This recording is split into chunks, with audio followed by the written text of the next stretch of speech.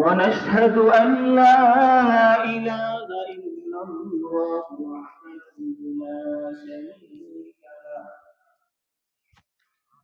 ونشهد أن سيدنا وسندنا وحبيب طبيبنا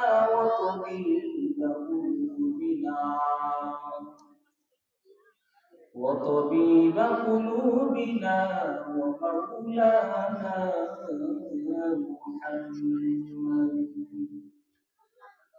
صلى الله عليه وعلى آله وأصحابه وبارك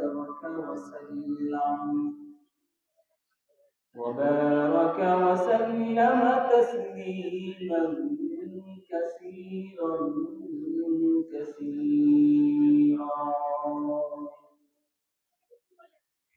الذي أرسله بالحق بشيرا ونذيرا وداعيا إلى الله بإذنه وسراجا منيرا أما بعد فأعوذ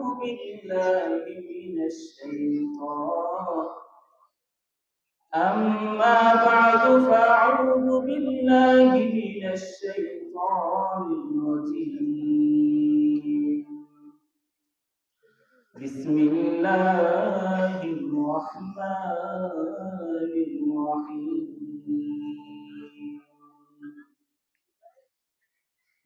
ونزلنا عليك الكتاب تبيانا لكل شيء وهدى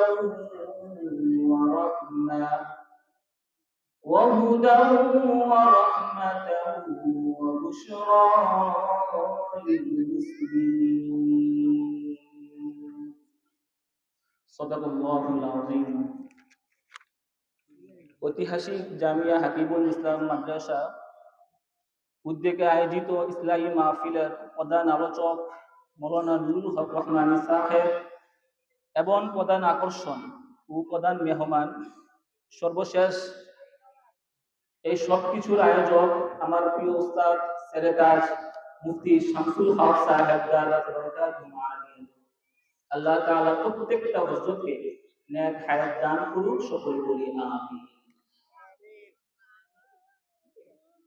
একই সাথে এই মহামারী সময়তে আল্লাহ তাআলা আমাদেরকে সুস্থ রেখেছেন, এজন্য আরেকবার বলি আলহামদুলিল্লাহ। কেননা এটা এমন একটা সময় যে সময় কখন কোন সময় আক্রমণ হয়ে যায় বলা যায় না। যে মেরেছে সে কি জন্য মারিছে সে তা নিজেও জানে না, আর যে মরেছে সে কি জন্য মরেছে তাও জানে না। এমন একটা পরিস্থিতি, সেই সময়ে আল্লাহ তাআলা আমাদেরকে সুস্থ রেখেছেন, তাই না? সুস্থতা কত বড় নিয়ামত, এটা আপনি অসুস্থ না হলে বুঝবেন না। তারপরেও যদি বুঝতে চান আপনাকে যেতে হবে সরকারি কোনো মেডিকেলে।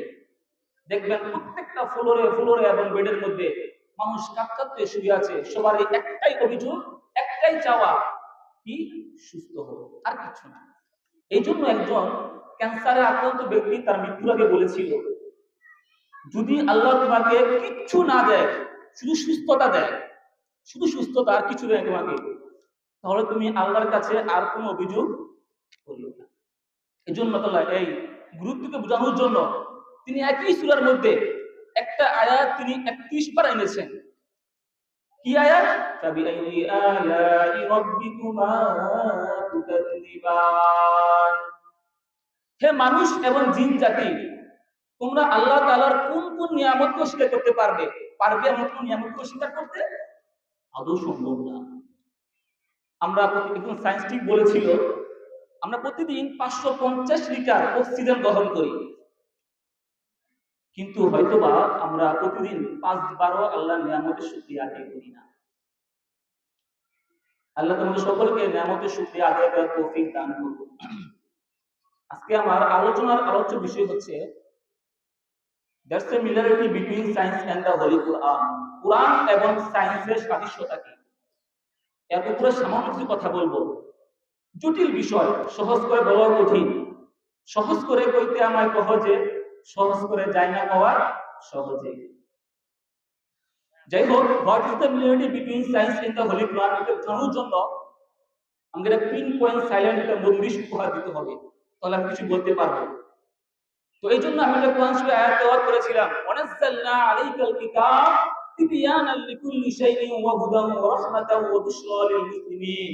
নবী হে, আমি আপনার উপর এমন একটি গ্রন্থ অবতীর্ণ করেছি যেটাতে প্রত্যেকটা কিছুকে স্পষ্ট করে দেয়। তিবয়ানাল লিকুল্লি শাইইন ওয়া হুদা, হাদিয়াত স্বরূপ, ওয়া রাহমা, রহমত স্বরূপ, ওয়া বুশরা লিল মুসলিমিন, এবং মুসলমানদের জন্য সুসংবাদ স্বরূপ। এবার আসেন আয়াতের তাফসীর করার সময় নেই। সায়েন্স এবং কোরআনের মিল কোথায়, এটাই বলবো এখন। আল্লাহ বলেন কোরআন শরীফের মধ্যে সূরা রহমানের মধ্যে, মারাজাল বাহরাইনি ইয়ালতাকিয়ান বাইনাহুমা বারযাখুল লা ইয়াবগিয়ান। মারাজাল বাহরাইনি ইয়ালতাকিয়ান, আল্লাহ তাআলা দুটি সমুদ্রকে পাশাপাশি প্রবাহিত করেছেন। বাইনাহুমা বারযাখুল লা ইয়াবগিয়ান, এবং উভয়ের মাঝখানে তিনি এমন একটি বাঁধ তৈরি করে দিয়েছেন যার কারণে একটার পানি আরেকটার মধ্যে আসতে পারে না। এখন প্রশ্ন হলো যে উভয় সমুদ্রের মাঝখানে কি এমন বাধা যার কারণে একটা পানি আরেকটার মধ্যে আসতে পারে না? প্রশ্ন আসে না? সম্ভব দেয়াল দেয়া? সম্ভব না। তাহলে বাধাটা কিসের? ফ্রান্সের বিজ্ঞানী জ্যাক বি কুস্টো, যিনি সমুদ্রের নিচে রিসার্চ করে থাকেন, তো তিনি বুঝতে পারলেন যে আটলান্টিক মহাসাগর এবং রোম সাগর উভয়টা রাসায়নিক দিক থেকে একটা আরেকটা চেয়ে ভিন্ন রকম। তিনি বাস্তব সত্যকে উপলব্ধি করার জন্য উভয় সমুদ্রের মোহনায় একটি গবেষণা চালান। তিনি বুঝতে পারলেন যে উভয় সমুদ্রের উত্তর দিক হচ্ছে মরক্কো আর দক্ষিণ দিক হচ্ছে স্পেন। এই উভয় দিক থেকে একটি মিষ্টি পানির ঝর্ণা উপড়ে ওঠে।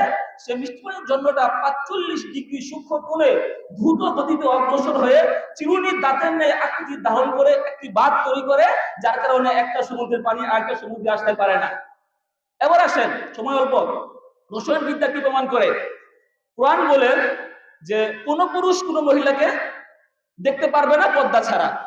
রসায়নবিদ্যা প্রমাণ করে নারীর মধ্যে এমন অ্যাসিড আছে যার কারণে সে ত্বকের প্রতি আসক্ত হয়, আর পুরুষের মধ্যে এমন অ্যালকোহল আছে যার কারণে সে মিষ্টির প্রতি আসক্ত হয়। তো নারীর অ্যাসিড, পুরুষের অ্যালকোহল, উভয়ের মধ্যে আকর্ষণ সৃষ্টি করে রসায়ন বিদ্যা প্রমাণ করে। আর শিক্ষক সে বিদ্যা হাতে নিয়ে বলতেছে, আমি তোমার বাবার মতো, তোমরা আমার মেয়ের মতো, এজন্য আমার সামনে তোমার পর্দা করা প্রয়োজন নয়। বিদ্যা বলে না, সে তোমার মেয়ে না আর তুমি তার বাবা না, তার প্রতি তোমার আকর্ষণ আছে, তোমার প্রতি তার আকর্ষণ আছে, বিদ্যায় পর্দা করা ফরজ। এই জন্য ফরজ করা হয়েছে। তো কোরআন কি বলছে? কোরআন বলছে যে পুরুষ মহিলাকে দেখতে পারবে না। রসায়ন বিদ্যা বলছে যে না, পুরুষ মহিলাকে দেখতে পারবে না, কারণ উপরের প্রতি কি আকর্ষণ সৃষ্টি করে। এই হচ্ছে সায়েন্স এবং রসায়ন বিদ্যা এবং কোরআন এবং সায়েন্সের সাদৃশ্য। সময় সংক্ষিপ্ত হওয়ার কারণে কথা এখানে শেষ করলাম। ওয়া আখিরু দাওয়ানা আনিল হামদুলিল্লাহ।